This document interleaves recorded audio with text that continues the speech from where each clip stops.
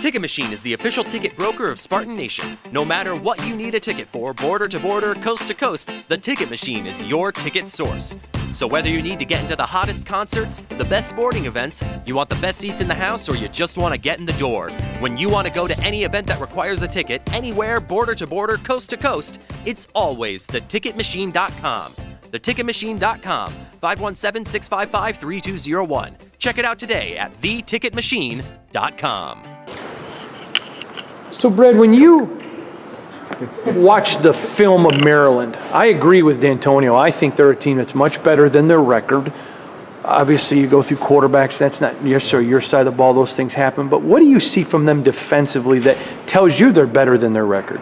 You see a team that plays really hard, and they have good team speed from really all aspects as far as how well their linebackers run, how well they run in man coverage. Playing multiple guys on the back end, and so you see a team that sustains and plays hard through a game, even in the fourth quarter, and so they're finishing games, and somebody that you have to be physical against. In no way am I implying there's any quarterback controversy, because there isn't. But your defensive players have talked a lot about Rocky and how he performs on scout team. What do you? I know that you're working with you're not working with scout, but what are you hearing, or what are at least you seeing in the room as far as his maturation? Well, I think those are your hopes for your quarterback, your young quarterback that has a chance to compete against your first team defense every week. And Rocky's done a very nice job, sort of mimicking the opposing quarterback, but yet just playing his own style. And so you're hearing very positive things about how he's playing on that field. For Brian, obviously 2 good performances followed by 1 not so good. What do you take from the film last week and apply to moving forward for him being still a pretty young player? The main thing is, how do you bounce back from that performance? And you will have adversity as a quarterback, as a football player, and so excited to see him respond. And there's growth, there's life experiences in every game, and so you hope that he pulls those, and I know he has, from negative things that happen to you as a quarterback, and just more experiences of how do you respond to certain things. I think the 2 sacks on the opening drive, and I think there was a throw after that, and he missed Felton on the sideline. He admitted that once he took a couple sacks, it changed his clock. Did you kind of notice that watching the film, that maybe he started rushing things and that forced some inaccuracies?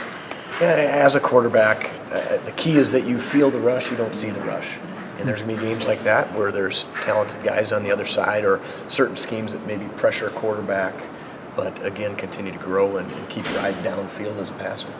He said that what he learned from it is you're going to get hit. You're going to have to take your hits, just standing there and deliver the ball. Is that something you guys talked about after the film? Is that It's things we've gone through the fall, but he's one that brought it up too. And so I think he understands how do you make a play successful. And there's going to be times, obviously, defenses do things well too, but how can you make that play finish in a positive way? I was wondering if you could talk about Damian Terry. He's a 5th-year guy, senior day coming up. Just what you've seen from him over the last X amount of years, and it's going to be kind of bittersweet to see him go, isn't it? It always is, and it's hard to see seniors. And now, we're fortunate in this day and age that we've sort of been here through the process. I've known him since his junior year of high school, and then he's here with you for 5 years in the same room, and we're going to miss him as a person, as a leader. He's been a great contributor through his career. He had the opportunity to play early and play in a lot of different games and be part of championship teams. I think the thing I'm most proud of now is how he's responded toward the end of his career here, and how he has helped develop Brian and the other quarterbacks and taken leadership of that room this fall. What's his role going to be like on Saturday, with it being senior day? Oh, I obviously hope for opportunities for him, and we'll just play the game as it goes and see what happens.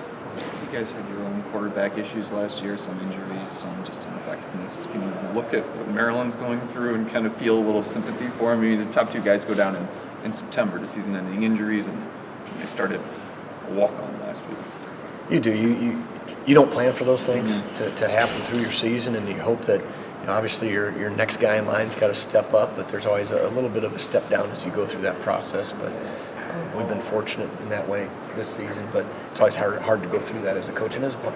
Didn't make it. It has to take you go back to last year in the juggle, and you know, there's a lot that goes on behind the scenes with that. I mean, it has to take some amount of pressure and just stress off you guys as a staff to know, here's our guy. We don't have to worry about that really going forward. Yeah, I mean, it's eliminated it. Yeah. Absolutely. Could you kind of talk about DeWeaver a little bit? His couple drives that he was in there against Ohio State ended pretty quickly, but what did he do right? What did he do wrong? And how can he kind of take that and go forward with it? Part of it is you go through training as a quarterback, and then when do you get the real reps? And so I think there's growth from his experience. You know, you're looking at rhythm and trying to get the ball out in 3 steps and knowing where to go with the football, but he took it as very much a positive, you know, and I think the reality of what needs to be done. And as you train at quarterback, whether it's just 1 rep here in practice in a team period or Skelly, that has to be as real as you can make it. And now Messiah has something to pull from that he's played in a game, and the speed of it, the tempo, calling plays, those type of things. What was kind of the thought process about when you guys put him in specifically? Well, you know, clock left in the Yeah. game probably was the last series we'd have of football. And it's an opportunity game where you get a chance to put a young guy in, see how he performs. And for Mark, after the game, had mentioned, you know, he went in there without his wristband, and we kind of making him a little bit of light of it. I mean, is that something you guys kind of give him a hard time about, and just kind of part of being a college quarterback, you know, just like a joke? You got to be ready and something to build on and move forward from, and kind of get that one out of the way. Got to make sure you have it out. Anything else, Coach?